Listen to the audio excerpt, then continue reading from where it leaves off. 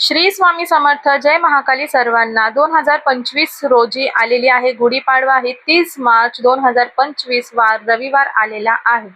3.5 मुहूर्तांपैकी एक मुहूर्त हा गुढीपाडवा या दिवसाचा आहे, गुढीपाडवा या सणाचा आहे.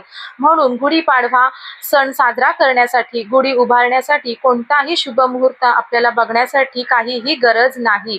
आपण दिवसातून कधीही गुढी उभारू शकतो, परंतु शक्य असेल तर सूर्य उदय होतो त्यावेळीच आपण गुढी उभारायची आहे. यावेळी गुढी उभारणे शक्य नसेल तर ज्या वेळेपर्यंत कोवळे ऊन आहे त्या वेळेपर्यंत आपण गुढी उभारायची आहे. मनात येईल त्याप्रमाणे आपण गुढी उभारू नये. त्याचबरोबर गुढी उभारण्यासाठी आपण ज्या ठिकाणी गुढी उभारणार आहोत ती छान जागा स्वच्छ पुसून घ्यायची आहे.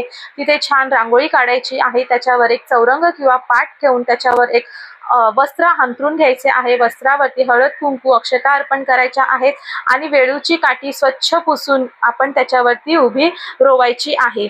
त्याचबरोबर हे वेळूची काठी उभी रोवून झाल्यानंतर आपल्याला अग्नी प्रज्वलित करायचा आहे. म्हणजे अग्निदेवांना साक्ष म्हणून आपली पूजा आपल्याला पुढची करायची आहे. म्हणून दिवा प्रज्वलित करायची आहे. दिवा प्रज्वलित करून अग्निदेवांना आपण नामस्मरण करून झाल्यानंतर आपली जी काही पूजा असते ती नक्कीच सिद्ध होते असे मानण्यात आलेले आहे.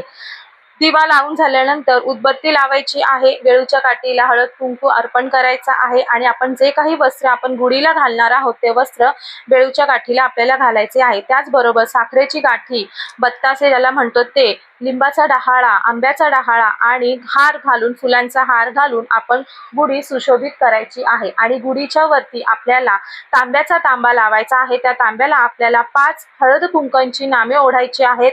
कुंकवाने आपल्याला स्वस्तिक काढायचा आहे आणि त्याचबरोबर आपल्याला कडुलिंबाची 1 ते 2 पानं, गूळ, काळे मिरी आणि हिंग हे एकत्र करून आपल्याला ह्याचं मिश्रण करून ह्याचा नैवेद्य गुढीला दाखवायचा आहे.